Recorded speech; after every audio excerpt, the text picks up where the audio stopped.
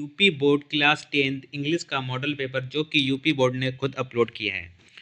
ठीक है, इस प्रकार से आप पूरा मॉडल पेपर देख सकते हैं। तो इसके मैं आज आपको 20 एमसीक्यू क्वेश्चंस हैं जो वो कराऊंगा, और इसकी नेक्स्ट वीडियो में मैं आपको इसका जो पार्ट बी बचेगा, इसके आपके हो गए passage and central idea, questions answer, story, applications, report writing, जो भी आपका होगा वो मैं इसकी नेक्स्ट वीडियो में कराऊंगा। तो सबसे पहले मैं आपको अपने पहले 20 एमसीक्यू क्वेश्चंस कराता हूँ। क्वेश्चन नंबर 1 से 3 आपका है ये। Read the following passage carefully and choose the correct option to answer the questions that follow. तो इसकी मैं आपको एक ट्रिक बता दे रहा हूँ कि आपको इसे पढ़ने से पहले आपको सबसे पहले क्वेश्चन पढ़ना है, जिससे कि आप जब पैसेज पढ़ेंगे तो आपको आंसर्स जल्दी से मिल जाएंगे। जैसे कि मैं पहला क्वेश्चन पढ़ता हूँ।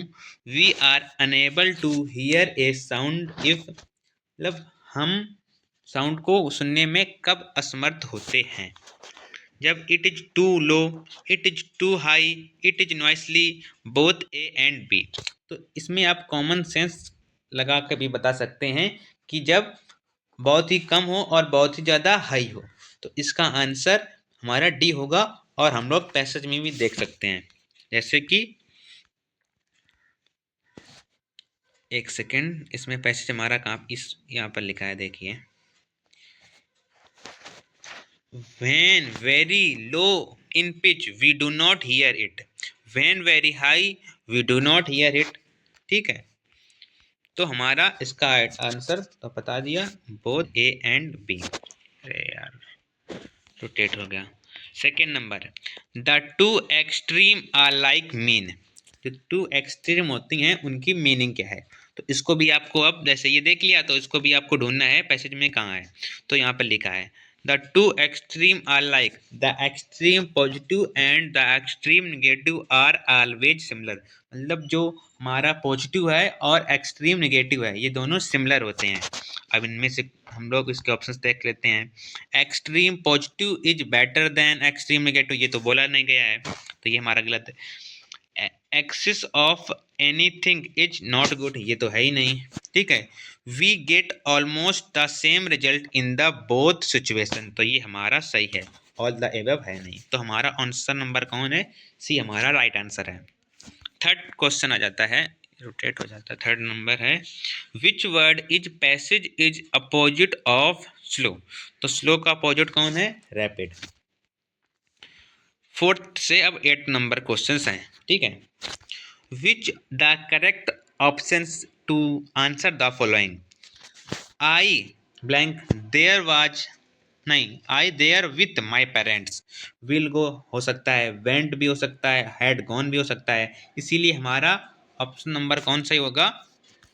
D. A B and C are correct. If you want to know about new thing you are, अगर आप किसी भी नई चीज को जानना चाहते हैं तो आप क्या हैं? तो आप क्यूरियस हैं। ठीक है, तो डी इसका राइट आंसर। रीअरेंज, ये अब जो शब्द दिए गए हैं इनको आपको रीअरेंज करके एक सेंटेंस बनाना है। ठीक है, मीनिंगफुल सेंटेंस तो काफी होते हैं, जैसे हैं कैट, गो, होम। तो ये सेंटेंस तो है पर उसका कोई मीन नहीं निकलता है, तो इसीलिए आपको मीनिंगफुल, जैसे my twice love to share his brother, तो उसका क्या ट्वाइस पसंद करते हैं? इसमें लिखा है कि माई ट्वाइस, अगर यहाँ पर होता my brother love to share, ये भी मतलब ये भी गलत हो जाता जो मैं बना रहा हूँ, तो ये तो हमारा गलत हो गया। Second number, brother love his twice to share, ये हो गया माई ब्रदर, ये देखिए सही आ रहा है।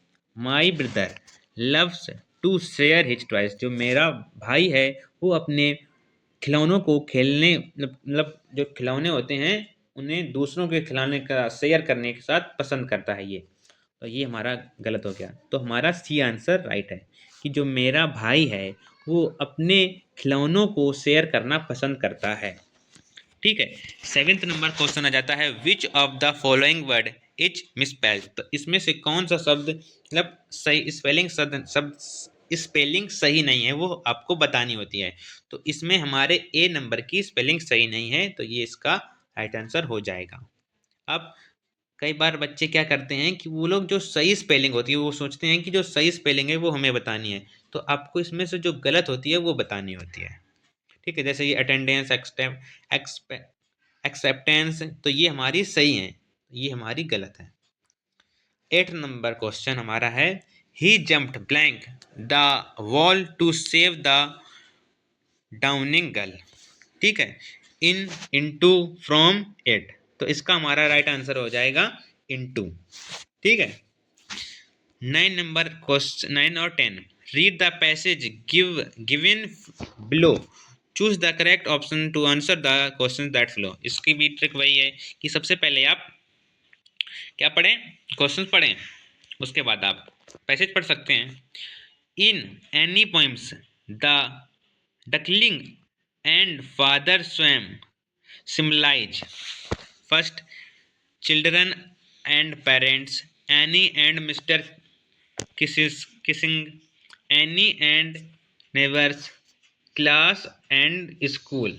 तो इसका जो राइट आंसर है वो हमारा एनी एंड मिस्टर किसिस। अगर आपने ये चैप्टर पढ़ा होगा एनी फ्रैंक वाला तो आपको ये पता होगा। ठीक है, अगर नहीं पता है तो आप इसे पढ़ लें तो भी आपको पता चल जाएगा, इसीलिए मैं आपको ये नहीं बता रहा हूँ कि आपकी बुक में ये दिए गए हैं। ठीक है, mister Keesing had against any extra homework earlier because क्यों क्यों क्यों थे वे, he hated her, उसे नफरत करते थे, any was poor in math, वह मैथ में कमजोर थी, any had misbehaved with him, ये थर्ड है। डी हमारा है, any talk too much in the class, तो आपको पता होगा कि वह क्लास में बहुत ही ज़्यादा बात करती थी, इसीलिए इसका राइट आंसर हो जाएगा डी। अब क्वेश्चन नंबर 11 से 13, choose the correct option to answer the following question. ठीक है, Matilda past blank year in jail, उसने कितने साल जेल में बिताए थे, तो ये आपको पता होगा, इसका आंसर आप लोगों को हमें कमेंट बॉक्स में बताना है। 12 नंबर है, महाशेर इज ब्लैंक फाउंड इन कुरेज, तो इसका जो राइट आंसर है वो हमारा पहला, a large fresh water fish. अगर ये आपने सारे चैप्टर पढ़े होंगे तो आपको इसमें ऑप्शन भी पढ़ने की जरूरत नहीं पड़ेगी। ठीक है, तो आपको सीधे इसका आंसर पता चल जाएगा। जैसे मैं आपसे पूछूं कि लेंचो की किस चीज़ की फसल खराब हो गई थी, तो आप बता देंगे। लेंचो को कितने पैसे मिले थे भगवान के, मतलब उसने सोचा था दिए, तो उसने पोस्ट मास्टर से कितने मिले थे, 70 पीसोस। तो इस प्रकार से आपने सारे चैप्टर पढ़े होंगे तो आप सीधे आंसर बता देंगे, जैसे इन दो क्वेश्चंस का आपने आंसर बता दिया बिना ऑप्शन दिए मेरे। ठीक है, अब हमारा 13 नंबर क्वेश्चन आ जाता है, the bus conductor was a blank man, कैसा था, रूडी, जली, सेल्फिश, स्टेंज, तो हमारा कैसा था, जली। ठीक है, नंबर क्वेश्चन रीड द, मतलब पैसेज पढ़ना है और इसके आंसर देना है, जो आपके पोएम से आता है, अमांडा वाली पोएम से आता है, और इसको आपको मुझे बताना है कि इसके ऑथर कौन है। ठीक है, अमांडा चैप्टर के ऑथर कौन है, तो सीधे इसका क्वेश्चन पढ़ता हूँ। Who is the speaker in the above line, इसमें ये कौन बोल रहा है, तो इसमें कौन बोल रहा है, हमारा हर पेरेंट्स, उसके जो पेरेंट्स हैं वो बोल रहे हैं, माता पिता। ठीक है, 15 number, the speaker is speaking like his, like this, मतलब जो उसके माता पिता हैं वो ऐसा क्यों बोल रहे हैं, क्योंकि instructions can make Amanda behaviour better, जो इंस्ट्रक्शंस दिए जा रहे थे उससे अमांडा का बिहेवियर अच्छा होगा, कि ना खून मत काटो, अपने शोल्डर को मत छुओ, इससे उसका क्या अच्छा होगा, बिहेवियर, व्यवहार। ठीक है, 16 नंबर हमारा क्वेश्चन आ जाता है, choose the correct option to answer the following question. It was a temptation to keep tricky on as a permanent guest because क्योंकि